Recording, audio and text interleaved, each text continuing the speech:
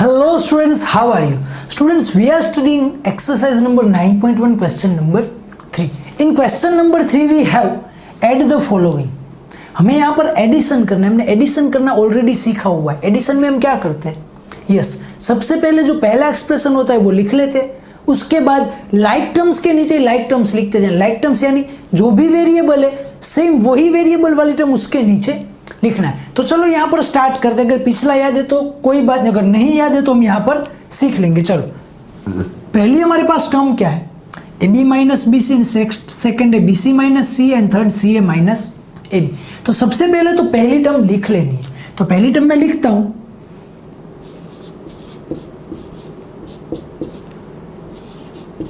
ए B minus B C. चलो next term लिखे B C minus C है, तो यहां पर मैं लिख देता हूं कि बी सी माइनस सी है. ऐसे लिखेंगे ना? नहीं, क्या बोला है? लाइक टर्म के नीचे ही लाइक टर्म होनी चाहिए, बीसी के नीचे ही बीसी होना चाहिए और सीए के नीचे ही सीए होना चाहिए. चलो तो इसे इरेज कर देते हैं. प्लस बीसी, तो बीसी के नीचे आएगा यहां पर प्लस बीसी. माइनस सी है, तो यहां पर सी ए तो कहीं पर नहीं, तो उसे क्या करना है? कैरी यानी कि थोड़ा सा आगे लिख देना है. तो ये माइनस सी है, उसे थोड़ा सा एक स्टेप आगे लिख दिया.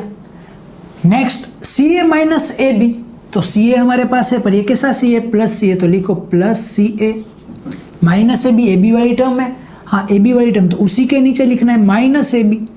लिख दो माइनस ए बी. चलो अब जो भी होता है हम करते हैं. माइनस सी ए प्लस सी ए दोनों कैंसिल आउट यानी कि 0. Minus B C plus B C वो भी दोनों कैंसिल आउट यानी कि plus 0. A B minus A B वो भी दोनों कैंसिल आउट यानी कि 0. 0 प्लस 0 प्लस 0 0. तो 0 हमारा आंसर होगा. वापस देखना हमने क्या किया. सबसे पहले टर्म लिख दी A B minus B C. Second B C के नीचे ही बी सी लिखा. देखो यहाँ पर जो बी सी था उसके नीचे ही बी सी लिखना है. प्लस है तो प्लस ही किया. माइनस सी है, माइनस सी ए कहीं पर नहीं था तो उसे एक स्टेप आगे लिखना है. Second C A minus A B, तो सी ए के नीचे सी ए, साइन वही रखनी है जो यहाँ पर है. Plus C A minus A B के नीचे ए बी वाला माइनस ए बी, और उसका कैंसिल आउट किया तो आंसर मिला 0. चलो ये फर्स्ट कंप्लीट हुआ. सेकेंड देखते हैं. सेकेंड का सॉल्यूशन कैसे होगा. फर्स्ट एक्सप्रेशन पहले तो लिख ही देना है, उसके बाद आगे देखना है कि जो भी होगा. चलो तो फर्स्ट एक्सप्रेशन में लिखता हूं A minus B plus A B. चलो फर्स्ट एक्सप्रेशन लिख दिया. सेकेंड क्या है? बी प्लस बी, तो बी के नीचे ही बी लिखना है. तो यहां पर लिखता हूं मैं प्लस बी माइनस सी. माइनस सी यहां पर कहीं है? कहीं पर नहीं है. तो जहां पर ये जो हमारा एक्सप्रेशन खत्म ना उससे एक स्टेप आगे, तो यहां पर लिख दो minus C plus B C. तो यहाँ पर बी सी वाली भी कोई टर्म नहीं है तो उसे भी उसके एक स्टेप आगे लिख दो. जो भी टर्म हमारे पास नहीं है ना उसे हमारी लास्ट टर्म से एक स्टेप आगे लिख देना है. चलो थर्ड सी माइनस ए, तो सी कहाँ पर है? यहाँ पर. तो सी को सी के नीचे ही लिखना है, तो प्लस सी कर देते हैं क्योंकि यहाँ पर प्लस साइन है ना. माइनस ए वाली टर्म कहाँ पर है? ये ए वाली रही, तो उसी के नीचे लिखेंगे हम. चलो माइनस ए, और ये थर्ड में लिख रहे तो यहाँ माइनस ए लिखना है, वहाँ यहाँ मत लिखना. Okay, minus A plus A सी वाली कहीं पर टर्म में नहीं है तो लास्ट टर्म के उस बाजू, लास्ट टर्म ये बी सी है तो उसके भी उस बाजू प्लस ए सी. क्लियर. चलो अब इसका एडिशन कर देते हैं. सिंप्लीफाई जो भी होता है वो करते हैं. प्लस ए सी, ऊपर नीचे कुछ नहीं है तो सिर्फ प्लस ए सी रहेगा, तो लिख दो plus A C. Plus B सी, ऊपर नीचे कुछ नहीं है तो सिर्फ प्लस बी सी, तो लिख दो प्लस बी सी. प्लस सी माइनस सी कैंसिल आउट हो जाएंगे. प्लस ए बी, नीचे कुछ नहीं है तो सिर्फ प्लस ए बी.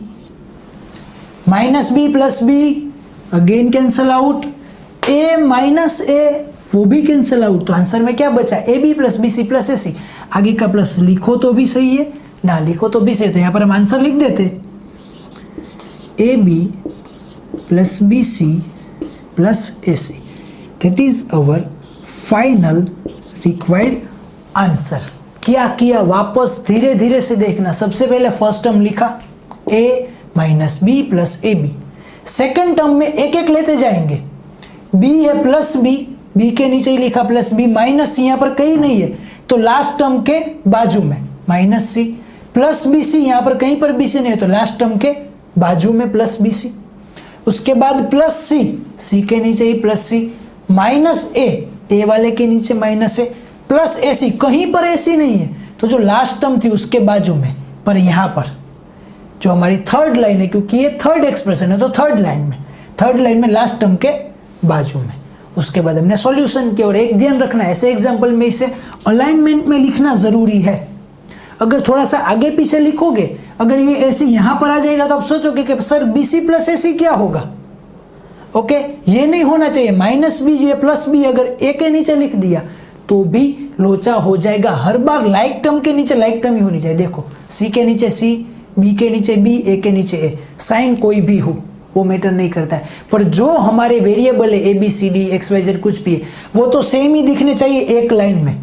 क्लियर? तो यहाँ पर हमारा first and second example complete होता है। अब हम हमारे नेक्स्ट 2 एग्जाम्पल की तरफ जाते हैं। Hello students, let's start our example number 3। In example number 3 we have 2p square q square minus 3pq plus 4 and 5 plus 7pq minus 3p square q square। ऐसे एग्जाम्पल में मैं क्या करना है, अभी लास्ट में ही किया। क्या करेंगे, यस पहले तो एक्सप्रेशन लिख लो, बड़े बड़ा दिख रहा है, भले ये कितना भी बड़ा दिखे। मैं क्या करना है, पहले फर्स्ट एक्सप्रेशन लिखना है, उसके बाद स्टेप वाइज करते जाएंगे। तो चलो फर्स्ट एक्सप्रेशन लिखते हैं यहाँ पर हम कि 2p square q square minus 3pq plus 4। चलो फर्स्ट एक्सप्रेशन लिख लिया। अब सेकंड जो है उसको हम लिखते जाएंगे लाइक टर्म के नीचे लाइक टर्म। चलो +5 कहाँ पर लिखेंगे, यस +5 कांस्टेंट है, वो कांस्टेंट के नीचे +5 आएगा 4 के नीचे, तो यहाँ पर लिखो +5 प्लस 7pq, pq वाली टर्म ये तो उसी के नीचे तो +7pq। उसके बाद minus 3p square Q square, तो p स्क्वायर क्यू स्क्वायर वाली टर्म है यहाँ पर p square Q square, yes तो उसको इसी के नीचे लिखेंगे कि -3p स्क्वायर क्यू स्क्वायर। चलो अब इसका सिंप्लीफिकेशन कर देते हैं। +5 + 4, 4 + 5 9, तो +9। अब जब भी हम इसका एडिशन सब्सट्रैक्शन करते हैं ना तो पीछे वेरिएबल को भूल जाओ। +7 - 3, यस +4, तो आगे लिख दो कि +4 और पीछे जो भी वेरिएबल है वापस लिख दो +4pq। अब -3 + 2, -3 में से 2, यस -1, तो लिखो -1, और ये तो ये p स्क्वायर क्यू स्क्वायर, और ये -1 लिखो तो भी सही है, ना लिखो तो भी सही, पर माइनस की साइन चाहिए। तो हमारा अल्टीमेट आंसर क्या हो जाएगा कि -p square Q square plus 4pq plus 9, ये होगा हमारा फाइनल आंसर। चलो फर्स्ट तो हमने एक्सप्रेशन लिख दिया, सेकंड हमने क्या किया, +5 कांस्टेंट के नीचे कांस्टेंट, 7pq, pq वाले टर्म के नीचे ही pq वाला टर्म यानी 3pq के नीचे 7pq, -3p square Q square इसी के नीचे 5 + 4 9 + 7 -3 4, pq तो लिखना ही है, और -3 + 2 -1 p स्क्वायर क्यू स्क्वायर, -1 को हटा दिया, सिर्फ माइनस रखा। ओके, 1 लिखो तो भी सही है, ना लिखो तो भी सही है। चलो थर्ड एग्जाम्पल कंप्लीट। फोर्थ की अगर हम वैल्यू देखें, फोर्थ का जो, तो वो बहुत बड़ा दिख रहा है। देखो यहाँ पर 4 है, 1 2 3 4, पर करोगे एक बार तो उतना ही इजी हो जाएगा। चलो स्टार्ट करते हैं। First of all first expression लिख दो, उसके बाद आगे करेंगे जो कुछ भी होगा। फर्स्ट एक्सप्रेशन लिखते हैं हम l² + m², चलो लिख दिया। अब second expression m² + n², m², यहाँ पर m², यस m², तो लिखो +m² उसी के नीचे, प्लस n², n² यहाँ कहीं नहीं है तो हम कहाँ लिखेंगे, एक स्टेप आगे, जो लास्ट स्टेप होगा उसके आगे, तो लिख दो +n²। Third n² + n² l², n² के नीचे n² लिखेंगे, yes +n², plus l², l है कहीं पर, हाँ l यहाँ पर है तो लिखो उसके नीचे +l², और ध्यान रखना उसके नीचे ही आना चाहिए। अगर m के नीचे आ गया, n के नीचे आ गया तो पूरा एग्जाम्पल गलत। l² के नीचे ही आना चाहिए। क्लियर? चलो उसके बाद 2lm, कहीं पर है 2lm नहीं है तो जो लास्ट टर्म है उसके बाजू में +2lm, और भाई ये फोर्थ एक्सप्रेशन है तो 1 2 3 एंड फोर्थ रो में ही आना चाहिए। इसके बाजू में यहाँ पर मत लिख देना, क्लियर। फोर्थ रो में 2lm प्लस 2mn कहीं पर है, वो भी नहीं है, तो प्लस 2mn प्लस 2nl वो भी कहीं पर नहीं है, तो प्लस 2nl। चलो इससे सॉल्व करते हैं। यहाँ पर इसके ऊपर नीचे कुछ नहीं है 2nl के नीचे, तो ये हो जाएगा 2nl का 2nl। इसके भी ऊपर नीचे कुछ नहीं है, तो ये भी प्लस 2mn वैसा का वैसा। इसके भी ऊपर नीचे कुछ नहीं है, तो ये भी plus 2lm। n square plus n square, 1n square plus 1n square, 2n square, आगे कुछ नहीं है, उसका मीनिंग 1 तो है ना। 1n square plus 1n square यानी कि 2n square, n square plus n square यानी कि 2n square. Same m square plus m square, 2m square. अब तो मुझे समझाना नहीं पड़ेगा ना भाई कि 1m square plus 1m square is equal to 2m square. चलो l square plus l square यानी कि 2l स्क्वायर। बहुत इजी था, पर ध्यान क्या रखना इसमें, यस जो कॉलम है हमारी ऐसे एल स्क्वायर के नीचे एल स्क्वायर होना चाहिए, एम स्क्वायर के नीचे एम स्क्वायर, एन स्क्वायर के नीचे एन स्क्वायर। वापस एक बार समझा तो ध्यान से देखना, पहले हमने लिख लिया L square plus M square, उसके बाद क्या है M square plus N square, M square के नीचे ही एम स्क्वायर लिखना है, प्लस एन स्क्वायर, यहाँ पर एन नहीं था तो एक स्टेप आगे एन स्क्वायर लिख दिया। उसके बाद N square plus N square, तो एन स्क्वायर के नीचे N square plus L square, L square के नीचे ही, ओके।